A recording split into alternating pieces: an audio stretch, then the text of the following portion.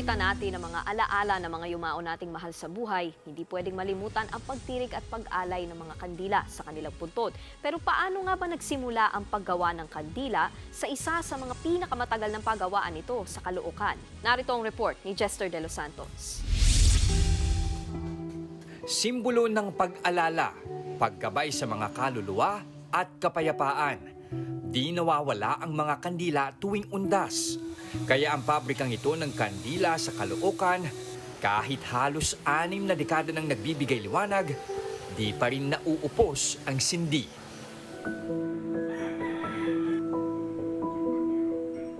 Ikatlong henerasyon na ng mga magkakandila ng kanilang pamilya si Tricia. Kwento niya, sa simpleng takure at lata, sinimula ng kanyang lolo ang Domrose Candle Manufacturing. Nambasukan po siya sa isang kandilaan po. Okay. Kaso po, dumating yung point na meron silang hindi pagkakasundo ng naging amo niya. So, noong 1966, nag-decide siya na gumawa ng sarili niya. Hango ang pangalan ng kanilang negosyo mula sa pinagsamang pangalan ng kanyang Lolo Domingo at Lola Rosalia. Ang negosyong nagsimula noon sa ilalim lang ng kanilang tahanan, ngayon pinapaikot na sa 3 palapag na gusaling ito. Risha, alam mo, na-amaze ako kasi parang inisip ko parang pagkandila, ang simple lang naman pero ang dami yung pasilidad dito. Ito for example, anong ginagawa dito? So, ito po yung aming makina sa paggawa ng vigil. Vigil candles yung maliliit, yung Maliliit. punggok. Opo. Tas ito na siya. Tas ito pa yung madalas nating makita sa mga puntod, halimbawa saka sa simbahan mismo. Anong tawag dito? Ang tawag po sa amin dito is arte glass ring type.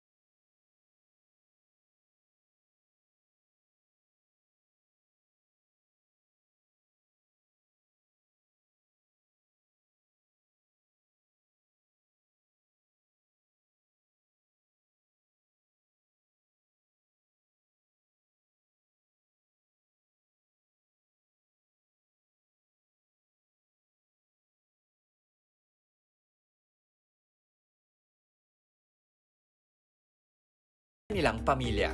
Nagbabalita mula sa Frontline, Jess De Los Santos, News 5. Mga kapatid, Nikki de Guzman po. Iba na ang may alam at may pakialam sa panahon ngayon. Para sa tuloy-tuloy na balitaan sa Frontline kahit weekend, mag-follow at mag-subscribe sa social media pages ng News 5.